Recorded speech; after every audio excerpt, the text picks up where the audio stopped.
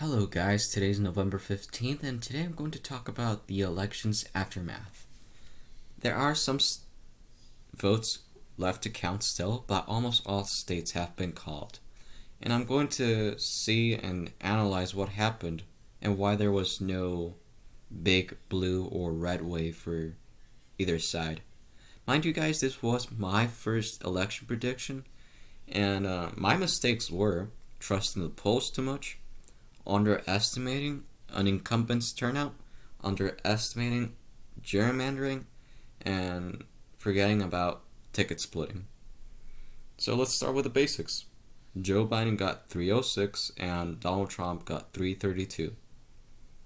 Comparing my prediction to the actual results, there was a lot of difference, mostly due to the fact that I trusted the polls too much and the polls were extremely off, even worse than 2016. We're talking about being off by 8%, 9, 10, 15. I think there was maybe even one with 20% in some place. The biggest surprise of all this election was by far Georgia, the blue island of the South. Also, Republicans did do a bit of surprise with minority turnout in this election. And this just begs the question to the Democrats on how are their policies helping minorities, and why was there a bigger turnout for the opposition? For example, if I can remember right, or I can remember well, Cuban Americans in Florida back in 2016 voted for Trump by 52%, and Clinton won 47%. In 2020, they voted 55% for Trump and only 42% for Biden, a 5-point drop off for the Democrats. This is one of the reasons why Donald Trump won Florida, and one of the reasons why it was a much bigger margin than what most people thought. In North Carolina, it was one of the tighter races out there for the Republicans. Donald Trump won by 1.4%. And yeah, since it was a way tighter race than most people thought it was going to be, the Senate race was a failure for the Democrats. And for Ohio and Iowa, these two races, both in the presidential and Senate level, according to the polls, they were tight, but they were wrong. As you can see, Iowa was around 7-8%, and Ohio was around the same margin. And since they went for Trump, and Trump lost, this means that the 60-year streak of Ohio being the bellwether state sadly dies and doesn't apply anymore. Overall, this election showed how the blue wall is slowly becoming more Republican.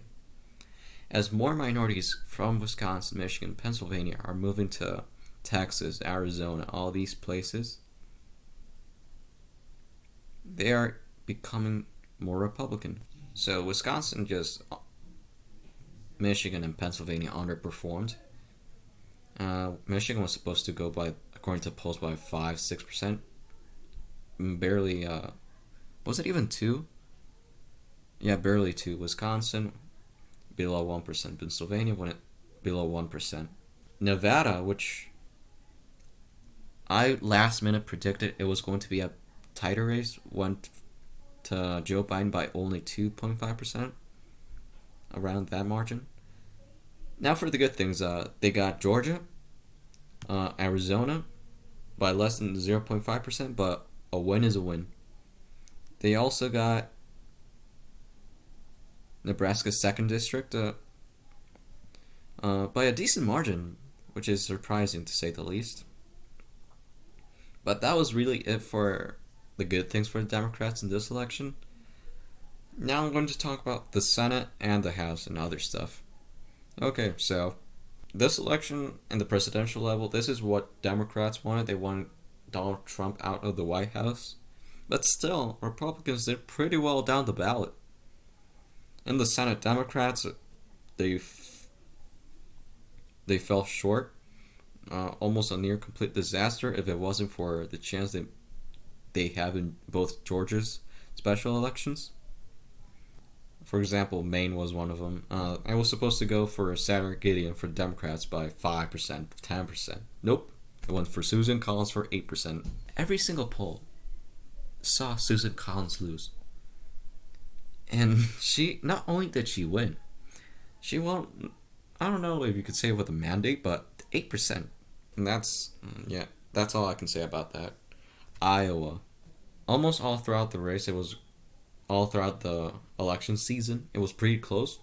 Up until the last week, in which there was a poll, a really A-plus poll that said Iowa was going to go for Joni Ernst by 7%, and that happened. The closest one, North Carolina.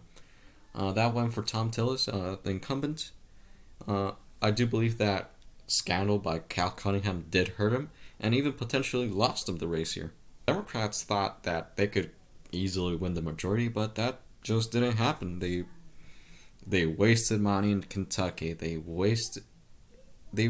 wasn't that much of a waste, but it was an okay shot at South Carolina, which they lost by 10. Also, they almost lost Michigan.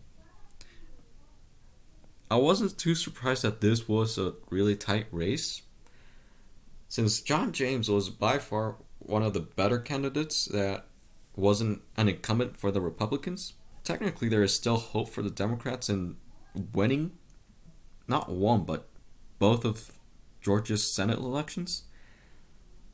But I do not believe that they have a good chance at winning both of them.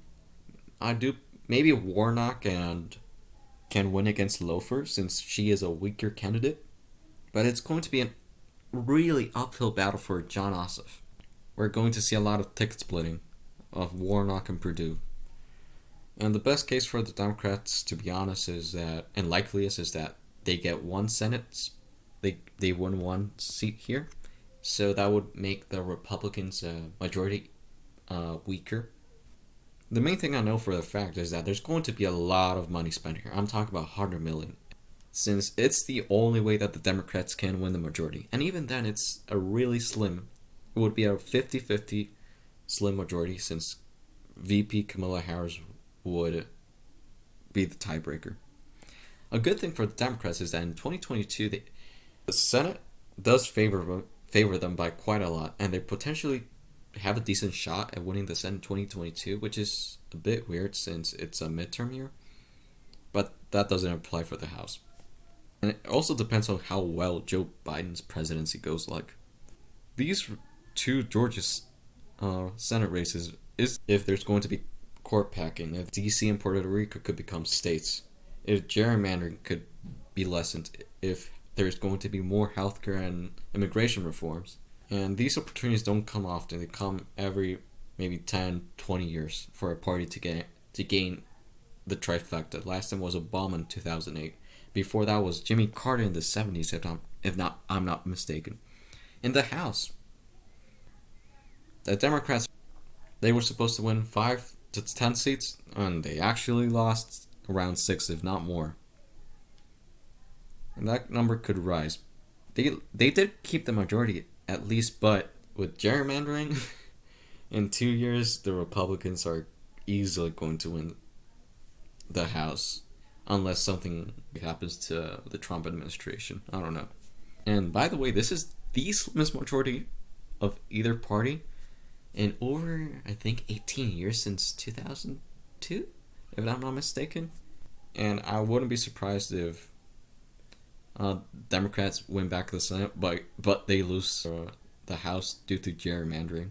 But overall, that Democratic Party might have won the presidency, but the main winners in this election, as it seems like, due to Georgia and stuff, are moderates, and we're likely going to see a kind of like a similar presidency to like Bill Clinton, but instead of, there is not going to be bipartisanship. Instead, we're going to see more executive orders. And since Trump is out of the White House, there will be less scandals and less news. He might try to run 2024, but I'm not too sure about that. The biggest loser by far are progressives, since they're likely not going to be able to pass any major legislations. especially with a Republican Senate. And even if they get a 50-50, there's people like Joe Manchin in West Virginia who are going to be more conservative on legislations, unless they win Georgia. But depending on how good the recovery is for the economy and COVID, it will show us where America will stand in 2022 and 2024. A lot could happen by then. And yeah, that's really it for my video.